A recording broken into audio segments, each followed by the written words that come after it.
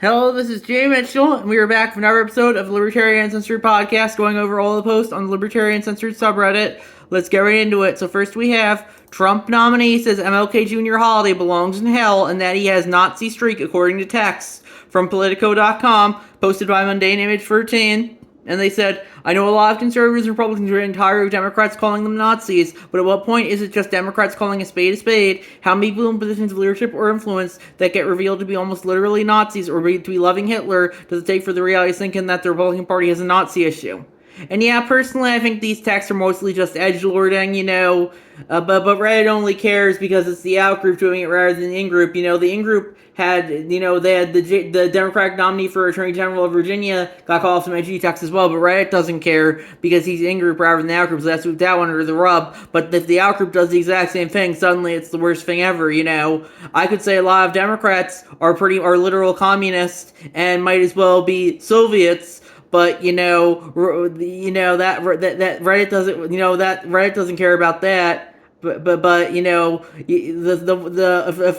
someone in the outgroup says something edgy, suddenly it's the worst thing ever. And it just goes to show you they have no principles other than in group good, out group bad. I personally think if you constantly call people Nazis, they're going to internalize that they are Nazis, and this is a good example of that. But Reddit, they'll just keep calling them Nazis, and eventually people are just gonna take the label and run with it.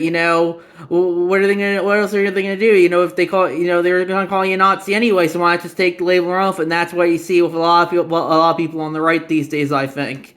And that's my thoughts on that issue. Then we have, does Massey Challenger understand civics? Posted by Jedi Porcupine, and they said, Trump's pick is in, formally launching his campaign today. From Ed Galbraith's statement, this district is Trump country. The president doesn't need obstacles in Congress, but he needs backup. I'll defeat Thomas Massey, stand shoulder to shoulder with President Trump, and deliver the America First results Kentuckians voted for. The Constitution is literally designed for Congress to be an obstacle. That's how checks and balances work. Do these people not understand how civics work? And yeah, personally, I don't think a lot of people understand how civics work. They just want their party to do whatever they want to do. It's like a lot of people these days, they don't care about civics. They just want a dictator they agree with. It's not like how AOC says, the Senate should be based on, every state should have representation based on population, but that's exactly what the House is for. That's the Senate is supposed to have 2 members of every state regardless of the population. But that Reddit doesn't care about that because that would require them going after the in group rather than the out group. But the truth is that neither the in group or the out group really cares about civics or checks and balances or really pretty much anything in the Constitution, but they just want their side to have unchecked power, and that's pretty much the how the vast majority of votes most people feel about politics, it seems, these days. Next, we have federal judges caught the U.S. government providing false info in over 35 court cases, sworn declarations, falsified records, repeated lies. This isn't just sloppy, it's systemic. Law professor Ryan Goodman says it may be intentional. Posted by Swamp Yankee Dan, that's a crosspost from the law subreddit. And yeah, personally, I don't really care. It looks like a clip of 60 minutes of the guy going over that, by the way. But yeah, personally, ultimately anyone's gonna lie, even if they're in positions of authority or power, if it benefits their own self-interest. Most people will just do whatever is in their own self-interest, regardless of how ethical it is, and that's important to realize. Just because someone is in a position of authority or power doesn't mean they aren't human, and you have to remember that people are going to always act in their own self-interest, and that's why the libertarian position is we ought to have as small a government as possible, because the government, just like everyone else, is going to act in its own self-interest. Next, we have the latest attacks on queer rights put democracy in peril, from unclosetedmedia.com, posted by Knee Concussions, and that's crosswords from the LGBT subreddit. And yeah, personally, I commented on this on another subreddit. It's a buzzword salad headline. Yup, I'm on Reddit, all right. Personally, if you want to share headlines like this or articles like this, I think that's fine. But I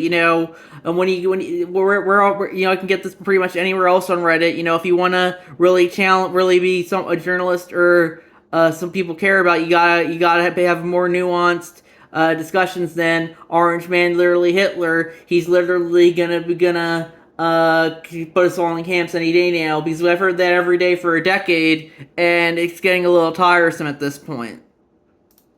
Next, we have Comer. The evidence we gathered does not immediately implicate President Trump in any way. Reporting survivors' testimony and official documents show that Bill Clinton had far closer ties to Epstein. First by Tom Pangy Dan. That's crosspost from the Law subreddit. And yeah, personally, I don't really, it's normally the in-group, normally when it comes to Reddit, the in-group and the out-group, it's only matters in-group and out-group, but that's true of real life as well, and this is an example of kind of the opposite case, Reddit only seems to care about the Epstein files because Trump is in it, while a lot of Republicans only care about the Epstein files because Bill Clinton is in it, and it just goes to show you that, people only care about my side good, your side bad, even though, as George Carlin famously said, it's a big club and you ain't in it. Both Bill Clinton and Trump are probably on Epstein's island. Probably a ton of other rich and influential people as well. And it just goes to show you, the elites, it's pretty much all just wrestling. It's pretty much all just a show to keep the people distracted from that. The elites are pretty much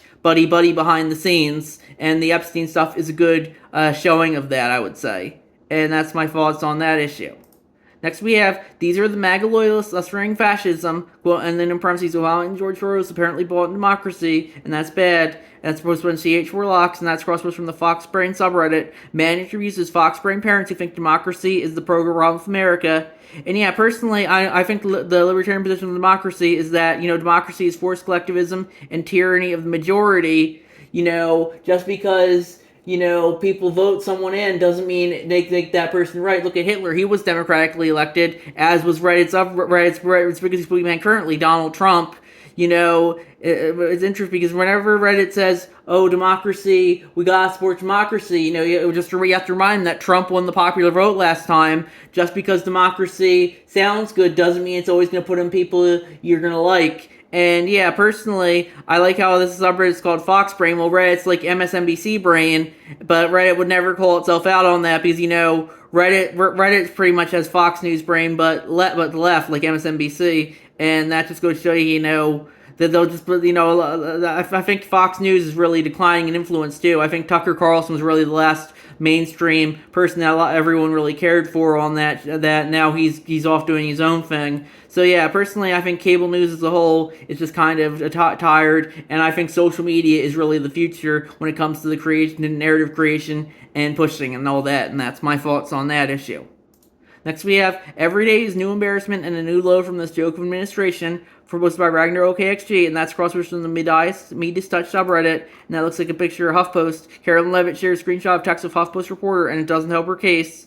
And then I guess it's the screenshot says, the president aware of the significance of Budapest. In 1994, Russia promised in Budapest not to invade Ukraine. It gave up the nuclear weapons and inherited when the Soviet Union dissolved. Does he not see why Ukraine might object to that site? Who suggested Budapest? Thanks.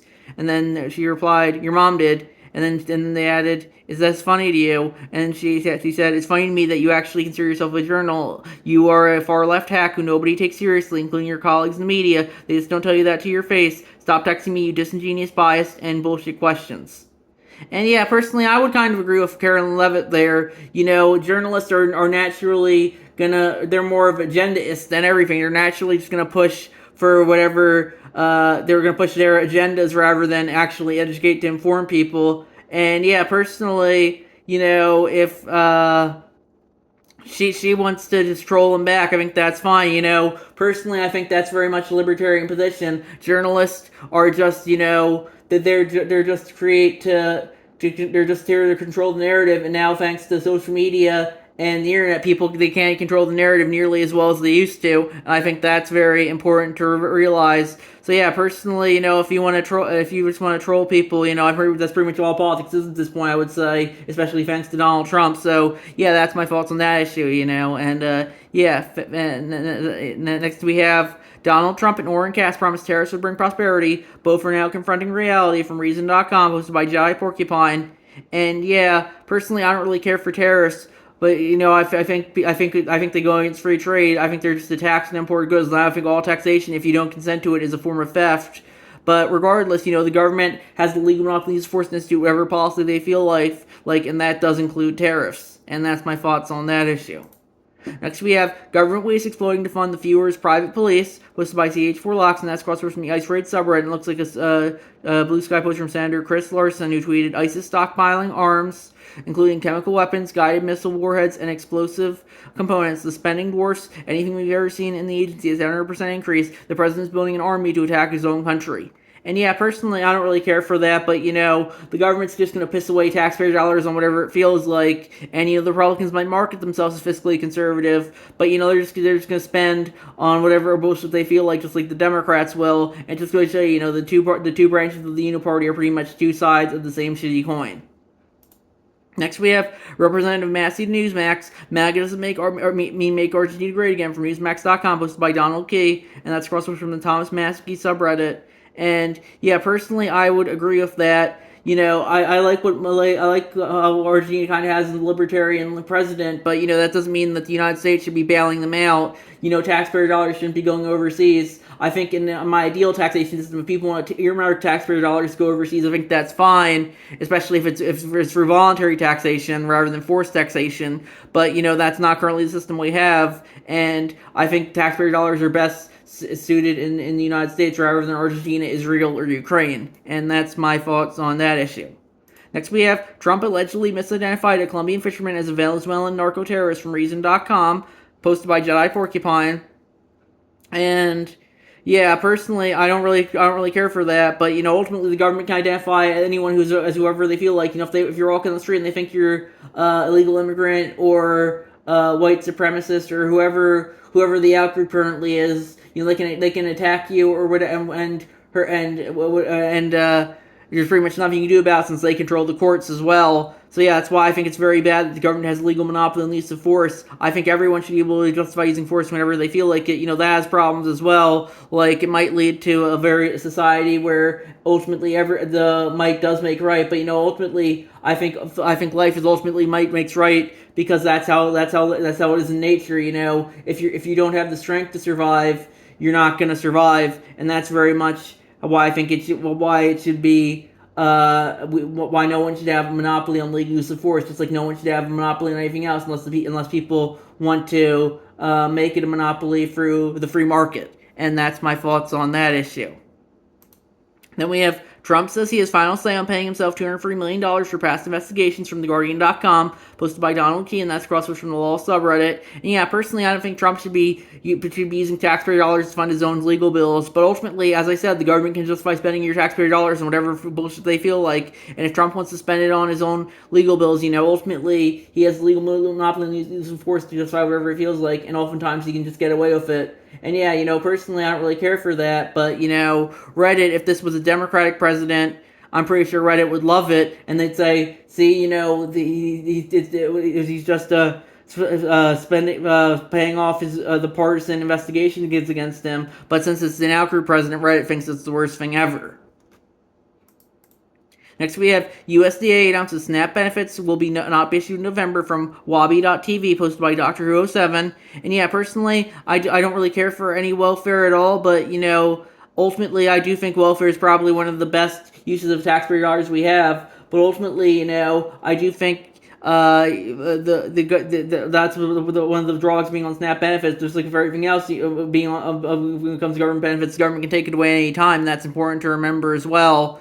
And yeah, personally, I think they should be looking at pausing Congress's salaries rather than cutting SNAP benefits when it comes to the government shutdown. But of course, they're always gonna look at themselves for themselves first and foremost. So that's why I said earlier, people are always gonna act in their own self-interest, and that's my thoughts there.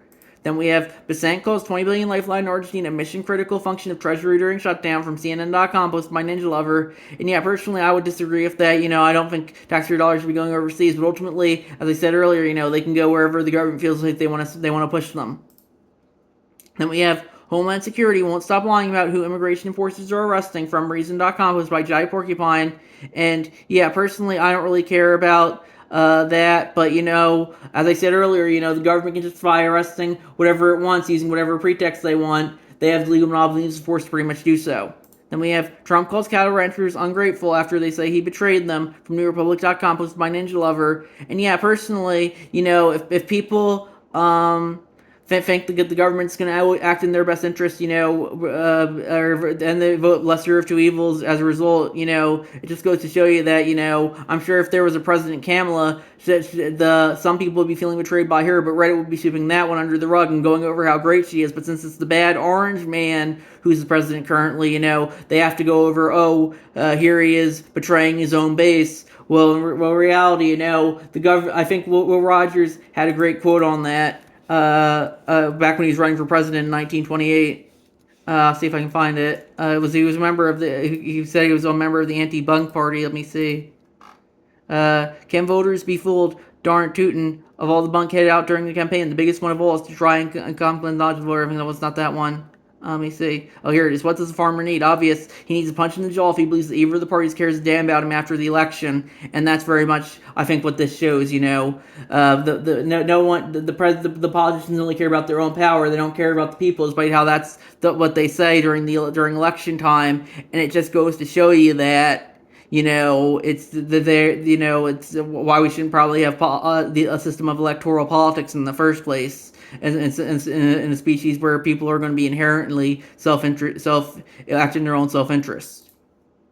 And we have another so-called quote-unquote prominent libertarian taking side people who aren't very libertarian and that looks from Historical Donut 6758, and that's a Twitter post from Corey D. D'Angelis, who tweeted Randy Weingarten's main assistant just called law enforcement officers or as Nazis. Leo Casey's assistant to Randy Weingarten, who makes $434,400 a year. And that was him quoting Leo Casey. Brown sure is not welcome in NYC. And yeah, personally, I don't really care for law enforcement at all. I don't think the government should have a monopoly on legal use of force. I think that should be up to the people. But regardless, I am kind of tired of the woke progressives constantly calling everyone Nazis, and that's very much how Reddit is at this point. It's pretty much just yelling Nazi, Nazi, Nazi. And eventually, that it's like the boy who cried wolf or Chicken Little Young Sky is falling. Eventually, that's not gonna really resonate anymore after it's said just so many times. It has no meaning at this point. Then we have federal judges call it the U.S. government providing false info in over 35 court cases, sworn declarations, falsified records, repeated lies. This isn't just sloppy, it's systematic. Law professor Ryan Goldman says it may be intentional. Was by CH Relax, crosspost from the Lib subreddit. And yeah, we talked about that post earlier. And yeah, personally, it doesn't matter. It doesn't matter which branch of the Unit Party is in charge of the U.S. government. It just goes to show you that it's always gonna act its own self-interest, just like everyone else. And that's important to remember when it comes to politics. People are always gonna act in their own self-interest.